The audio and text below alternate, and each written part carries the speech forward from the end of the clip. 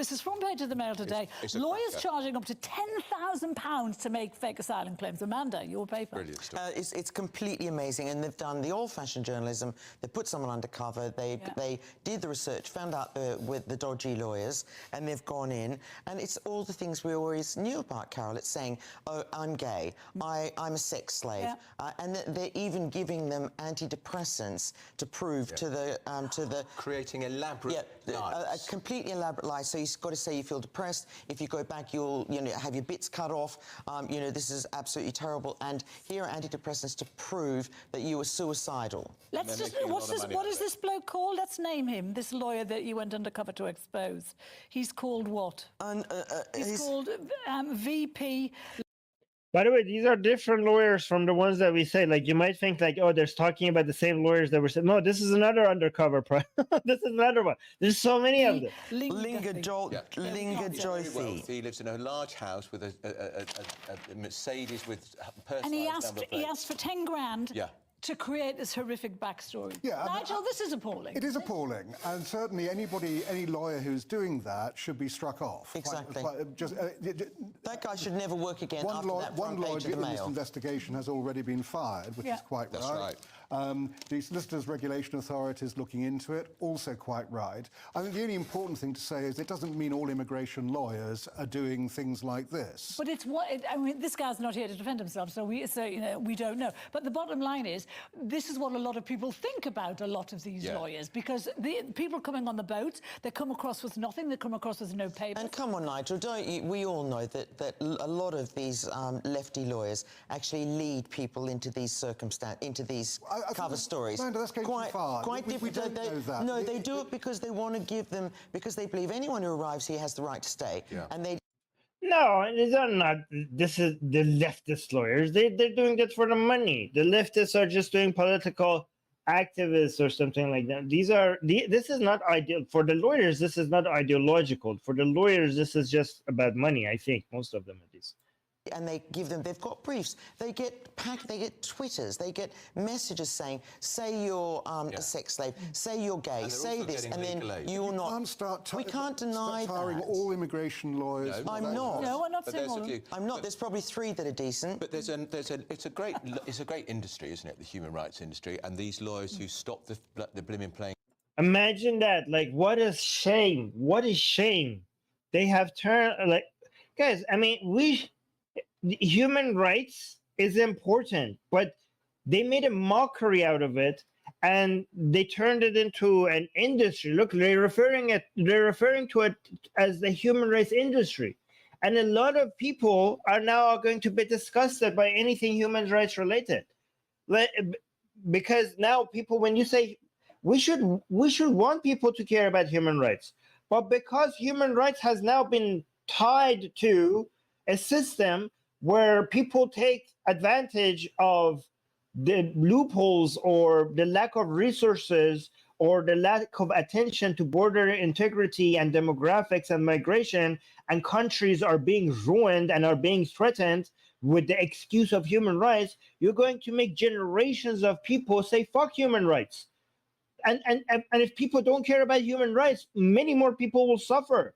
You have put a bad taste in people's mouth when it comes to human rights, because human rights is now tied to this fiasco. Like, what the hell?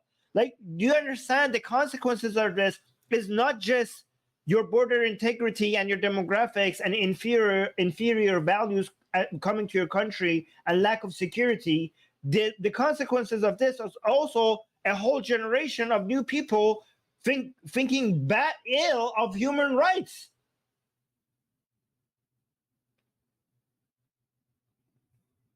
Yeah, so look at this. Gene is saying, this makes me so angry. If this shit was happening during the 90s, my family might have found themselves unable to get out of Russia. Perfectly said, Gene. Perfectly said. Look at this. going to Rwanda in the Rightly first so. place. Yes. Rightly so. Why? Well, not rightly. Why rightly so? Well, because the whole Rwanda thing was a crazy policy in the first place. It was approved by the High Court. Yeah. It was approved by Parliament. It was approved by the High Court. It's been thrown out by the Court of Appeal, but not the Lord Chief Justice, who agreed with it, and the Supreme Court will decide. And it could well be a legal And the Lord policy. Chief Justice has said he thought And the Rwanda was Supreme safe. Court will decide whether or not Rwanda is a safe country. I mean, I take the point legally. What they've said is the principle of sending migrants to Rwanda is perfectly lawful. That's right. The issue now Yes. is whether Rwanda is actually a safe country. Whether they, it's whether they will throw them out to. Oh my God, Rwanda! Like, what do you think is going to happen? Like, look, you guys are not even beginning to do the most basic things to fix the situation. They're like, oh my God, these people are coming and they are falsely claiming to be refugees, and they're coming in the hundreds of thousands. Let's send them back. Like, but Rwanda might not be as safe. What the fuck are you talking about? Do you think there are people with guns just waiting at the beach, and these people are shooting them on sight if they land in Rwanda? Like, what are you talking? Like, do a cost-benefit analysis. These people's lives are not in fucking danger. And guys, you're ruining the country, but you're responsible to your own citizens first. Unbelievable. What the hell is happening?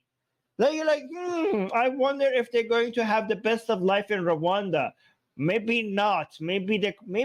I'm so worried about these people who lied about being genuine refugees, who tried to take advantage of our systems, our lack of resources, to come and use our taxpayer money to improve their lives, to basically leech off of our welfare and our taxpayer. Now you should be sending them back wherever. And now you're like, oh, well, actually, maybe I am concerned about these people who are trying to basically betray our trust. I am now worried about whether they are going to have the best of life where I'm going to be sending them.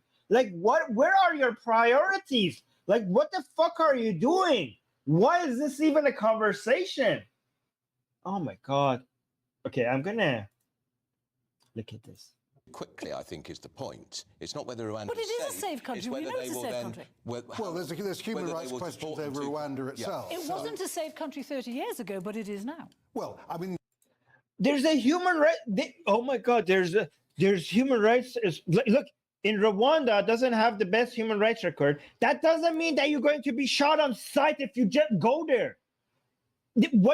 So based on this standard, the only places that you could send them back to is other European countries or North America or maybe Australia, Japan, or South Korea. So just because a country doesn't have a clean human rights record, that doesn't mean that they're going to be in danger if you send them there. You idiots. that's what the Supreme Court will decide. This lawyer is filmed on film, on camera. He's on the front page of the Daily Mail. Yeah, and I'm not defending that. You know, And we can't pretend he's the only one. Exactly. This is just one that the Mail found when they went on the cover. Yeah, I mean, there's more than one. There is more than one that the Mail have found, in fairness. It's a great scoop. Yes. The point I'm making is that it doesn't mean that immigration lawyers are all behaving badly. No, not all of them. Because you've got a couple who behave like this. Wait, what is this? If the immigration files that they files any asylum, I don't know. I think this is not written grammatically correctly. There was another person. Oh, here's another thing, right? So Chess is saying globalists want open borders. Our politicians are just puppets. I think you mean, right? And I need to make some shows about globalism as well, right? Because I think, because of your bad experience with the European Union, a lot of you don't even understand what globalism is. Globalism can be done right. Globalism is not against nationalism. Globalism and nationalism go hand in hand. Globalism is basically just nation states, strong nation states, while they're supporting their own, while they're keeping their own border integrity and having correct policies with politicians that are prioritizing their own citizens, also prioritizing trade, also prioritizing having strong relationships with other countries. That is what globalism is. Globalism is not anti-nationalism. In fact, the best nationalists are people who will also support globalism, because the strongest nation states are nation states that have strong allies and have strong trade with other countries. The strongest nation states are nation states that work with other nation states, right? So just because you see bad policies from certain global institutions, that doesn't mean that you should dismiss the entirety of the concept of globalism. So I might have to do a show on that, because a lot of you guys don't understand these simple concepts. Anyways, let me go to this video. So I just wanted to show you, these are the people that are coming in, and these are not political activists. These are not.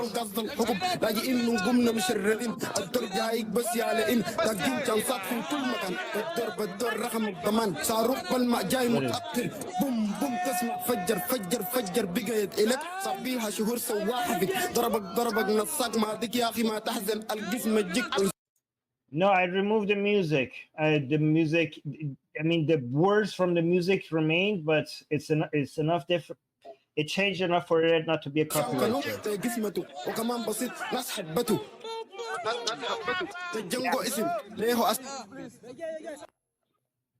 Okay, so I wanted to say that I think it's the wrong thing to say. I want to say I'm not getting the vibe that these people are human rights activists or political activists that are being prosecuted in their home country, or LGBT or apostates. But I don't know. I cannot judge based on this video I'm saying. I'm just going to go with the stats and the information that I'm going to provide here. So let's watch this one, because I actually have some more data after I show you a couple of videos. I'll go to an article. I know a lot of these videos are focused on the UK, but I just want to show you one. Once I show you these videos, I will show you one article from Germany to show you how big of a joke this asylum seeking process has become. Now, yesterday, I talked about the immigration industry filled with... So here, guy, I love it how, so guys, I know how this channel is doing well. You know how I know it? Because both the people who don't take Islam seriously and don't take immigration seriously, mass migration seriously, like if we make people from both sides angry, it's not proof, but it's an indication that we have hit the right balance, right? If I am being called a racist, a bigot, far right, right? So a lot of far leftists and Islamists hate me, and they think that I'm, pure evil, which is a compliment, right? But I'm also getting a lot of hate from people in the live chat, and a lot of far right fascists and Nazis.